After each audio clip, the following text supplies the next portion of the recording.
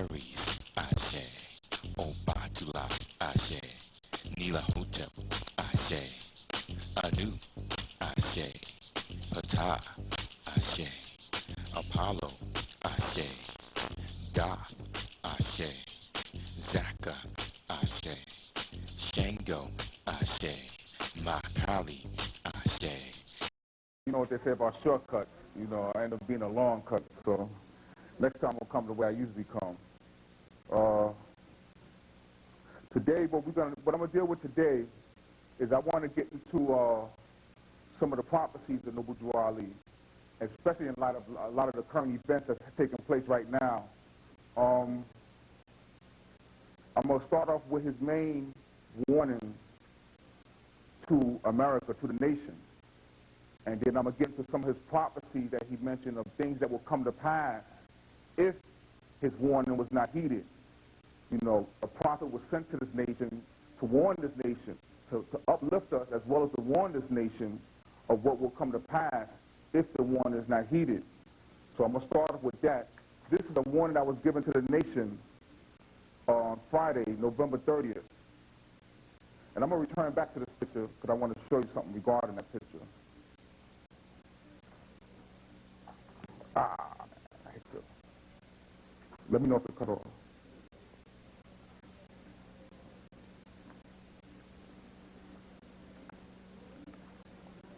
I don't know what I'll do. I'll put it in my pocket.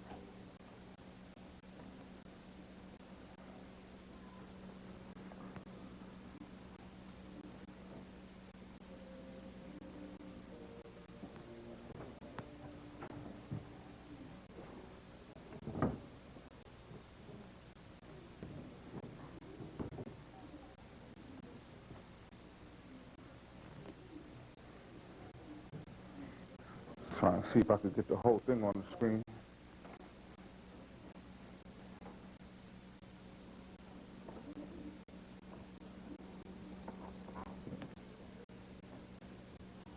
I should be moving the screen up, right? I should be moving the screen up, right?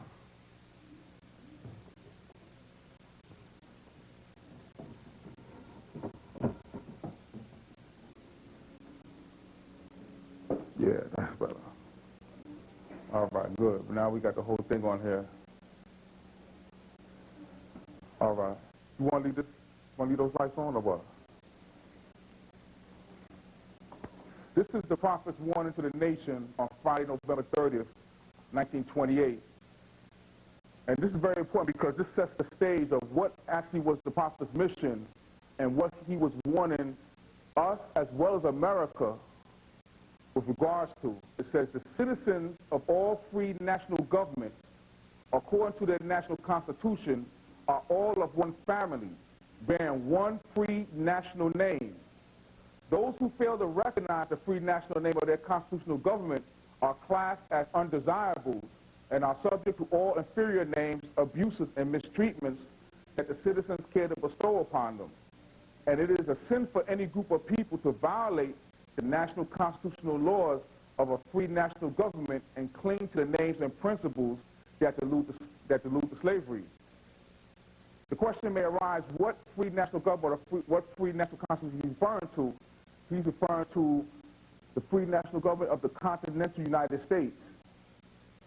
A lot of us are not aware of the fact that prior to the Europeans coming here, our forefathers, our ancestors already had set up a national government in this hemisphere that went from Alaska all the way down to Chile. There was already a Continental Congress set up. You know, some of us think that the Continental Congress was set up by the Europeans. There was a Continental Congress already set up by the Moors in this hemisphere. And it involved all the various nations, tribes, and peoples that was in this hemisphere, the chief of which, or the most powerful nation of which, was the Moorish nation. So when the Europeans came here, there was already a Continental Congress set up, and what the Europeans did, they tried to get their independence away from Britain so that they could become a part of the national government that we already have set up in this hemisphere. That's why when you look on the back of the dollar bill, you see two seals. The seal with the eye and the pyramid is a seal of our government that we already have set up in this hemisphere. And the seal with the eagle is the seal of the 6 European tribes that we allowed to set up on the eastern seaboard. That's why you notice this country mostly uses the seal with the eagle, but you rarely see it use the seal with the eye in the pyramid until recently. And I'm going to show you something that's going on recently that's involved in that particular seal. All right, but the seal with the eye in the pyramid is the seal of our government that we set up for this hemisphere. That's why above our seal says annual correctus, or meaning he has favored our undertaking, meaning that we allowed them to set up the Union Society. All right, so that Constitution also that was set up, we took part in that. That Constitution was for all free national people, not just for a handful of Europeans. That was for all free national peoples the world over. And included in that Constitution, the Declaration of Independence is part of that. And that deals with any people who want to declare their independence from any tyrannical government. They could apply those same principles. The principle of this government is based on what they call the compact theory or compact philosophy of government, which states that whenever a group of free and sovereign individuals come together and mutually agree or compact to form a government, by reason of their mutual compact or agreement, their government is perfectly valid. That's called the compact theory or compact philosophy of government. That's why you had the Mayflower Compact. While they was on a ship, they realized, they said, well, wait, we're going to have to govern ourselves in some way. So they compacted on the ship, or they mutually agreed to form government once they touched land. All right? That's why it's important to understand this concept, because it's the people that make the government, that give the government its powers. It's not the other way around. The government can't give you powers that you don't already have. That's why, you know, the whole thing of begging the government for rights and so on and so forth, that's contrary to the way it really works. You have the power.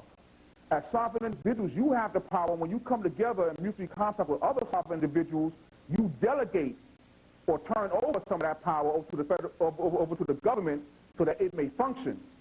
And that's how you form a national government. All right? So that's why in the preamble, it says, we the people, in order to form a more perfect union, meaning it was the people who got together, and in order to form a perfect union, they ordained that Constitution for the United States of America. All right? And so you have two. Now, if you just became a citizen with the 14th Amendment in 1867, that means you wasn't part of we the people who originally formed the Constitution. So that means you have two classes of citizens here. You have one that was we the people, the one who formed the government, and then you have another one that was created by the government, which is in a sense an artificial form of citizenship. And that's the form of citizenship that was given to us after the time of the Emancipation Proclamation, because at that point we did not declare our free national name and identity. So the government said, well, look, here's a whole class of people that have no standing whatsoever within this government. So they had to come up with a pseudo-citizenship known as the 14th Amendment that allows you to sue in court and so on and so forth and make you think you was a citizen, but in actuality you're not a citizen, because in the 14th Amendment it says subject to. If you subject to something, that means you're not a sovereign. Either you're a sovereign or you're a subject. If you subject to, that means you're a subject. And this is what the prophet kept trying to say. He kept saying, leave that 14th Amendment. See, they have the right to assume that you're a 14th Amendment citizen unless you outrightly proclaim otherwise. That's why the prophet said with us, you must proclaim your Moorish nationality so that they cannot assume that you're a 14th Amendment citizen. All right? So the prophet goes on to say, and he says here, it is a sin for any group of people to violate the national constitutional laws of a free national government and cling to the names and principles that allude to slavery. Names such as Negro, colored, African, Indian, West Indian, all those allude to slavery because on the books of the states, they denoted property. Those labels denoted property with no rights a white person is bound to respect. So when you call yourself by these names, you are putting yourself in the category of property. And that's what happened with the Dred Scott case. Basically, they told him, they said, Dred Scott, you can't even sue, you can't even come to this court because in your own deposition, you said that you was a a Negro descendant of West African blacks brought here, so on and so forth. That was a catchphrase. Once you put yourself in that category, you had no rights that anyone was bound to respect. And see, this whole game that was played with the handful that was brought here from West Africa was designed to enslave us, because they used the handful that they brought relatively late in West Africa to justify their fugitive slave law acts. What they were doing was snatching up free brothers and sisters over here and say, you were escaped slave that we brought over in West Africa. This was the game that was played. And you even see petitions that were circulated by brothers and sisters back then saying, we against these fugitive slave law acts because you just snatching up free brothers and sisters. Brothers might be rolling down the Mississippi in a canoe or whatever, and you snatch them up saying he's escaped slave that y'all brought the slave markers over in Africa. This was a game that was played. Why? Because they had to get you out from your rightful name as Moorish. Moors. Why? Because there were treaties involved. There were international treaties that stated that they could not enslave you if you was a Moor. That's why when you look in the black coast of Virginia, it said all these are considered slaves except for Moors and Turks and amity. And amity meaning that you have an outstanding treaty of peace and friendship. So they couldn't slave you as Moors. So they had to snatch up your children at birth, switch them up to some other place, and raise them up, tell them, oh, you descendants of some Africans that we brought in West Africa. You see what I'm saying? And that did two things. That denied them of their aboriginal rights of being here before Columbus in this hemisphere, and at the same time, it put them in the category of chattel property.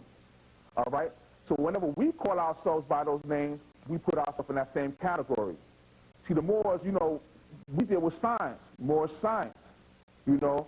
So if I was to ask you, how do you identify yourself, and if you was to tell me black, I would say, no, that's not an identification of yourself.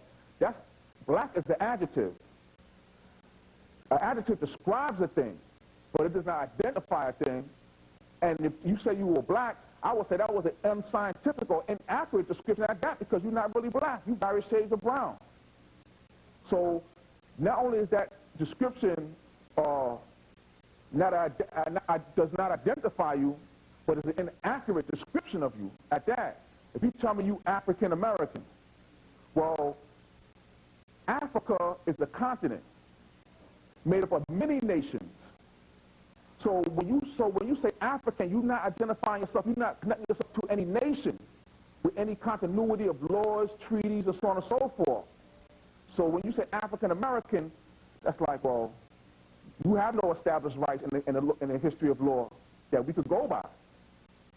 You see what I'm saying? This is why the prophet squarely said Moorish American. That tied us into the illustrious past of our ancestors, as well as all the international treaties that was involved. And this was a nation, an empire that was recognized the world over. So now you tie yourself to something that's tangible, with a flag, with a historical context, with landmass, treaties, so on and so forth. All right? He says, and I'm just going to take a seat right now while I'm doing this. I fasted today, so I'm a little, you know how you get when you fast, you know. It says, I, the prophet, was prepared by the great God Allah to warn my people to repent from their sinful ways and go back to that state of mind of their forefathers' divine and national principles, that they will be law-abiders and receive the divine right as citizens according to the free national constitution that was prepared for all free national beings. And let me stop right there, that they will be law-abiders. You know, that's something that our people are not. You know, as a matter of fact, we go out of our way to not be law-abiders. But there's a reason for that. You know, with us, you know, if you break the law, you get over the law. That's like us. That's something worthy of praise with us. Why? Because we on the outside looking in. That's why the prophet said to return us back into constitutional fold, because just like cells of the body, if you have, your body's made up of many different cells. Let's say your legs, so let's say you laid up in the bed in the hospital for whatever reason, and you don't use your legs. The muscle cells in your legs begin to die. They begin to atrophy. Why? Because there's a self-destruct mechanism in those cells that tells that cell that if I'm not being utilized, I'm going to commit suicide, because at that point, I'm just being an extra burden for the body. So every cell in the body has a self-destruct or a suicide mode that kicks in when it feels it's not being utilized or used by the body. It's not an active participant within the body. Well, that's the same thing with us, with regards to the United States of America. For so long, we believed, or we thought we were something that wasn't used by it, that we wasn't part of it. And so within us, a self-destruct mode kicked in, where we were desirous to do all kinds of things that was destructive to ourselves as well as to the nation. Not realizing that our forefathers played a key role in the formation of this nation. But not knowing that, we antagonistic to it, we see ourselves on the outside of it, and because of that, that self-destruct mechanism has kicked in within us. It kicks in any human being. That's why when you are part of a society, one of the worst things, one of the worst punishments or penalties is exile. Because once you exile, that self-destruct mechanism kicks in. That's what happened with Malcolm X. It's no coincidence that shortly after he was exiled from the nation, he passed on shortly afterwards. Because that self-destruct mechanism kicked in. He started getting paranoid. You know, you remember the picture where you see him by the window with the rifle? All these things start to kick in. And he started feeling as if he was going to die any minute now. And it became a self-fulfilling prophecy. It's no coincidence that shortly after Mr. Collins was exiled from the nation, that he passed on. This is a very powerful thing that operates within the human being on a subconscious level. And so whenever you're part of any society and you're thrown out, you start having suicidal thoughts, you start getting paranoid, you start having all kinds of things, because now you're outside of the body. He says outside the constitutional fold. Any nation is just like a corporation. And a corporation comes from the word corpus, or body. That's why I refer to it as a body politic. Each one of us function as cells within that body. So if you see yourself as outside of it, then you're going to do all things destructive to yourself and to that same body that you don't see yourself a part of. And this is why Noble duality understood that fact. He says,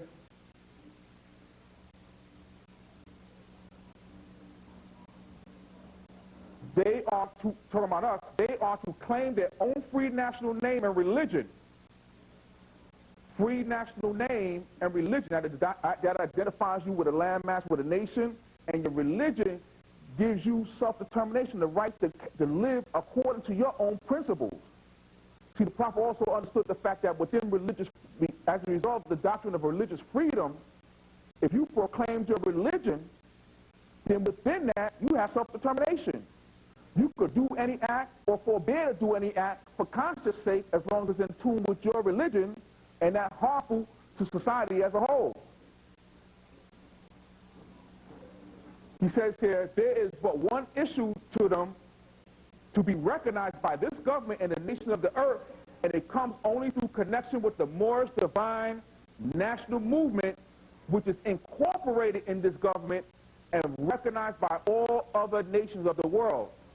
And through it, they and their children can receive their divine rights unmolested by other citizens. Notice he mentions a Moorish divine and national movement. Divine means, the divine aspect of it is you see the Moorish science temples. That's the divine aspect. That's the religious side. That's where you go to perfect the temple, to purify yourself, so that at that point you can partake in the national aspect of the movement, which is the government aspect. That's the self-determination aspect.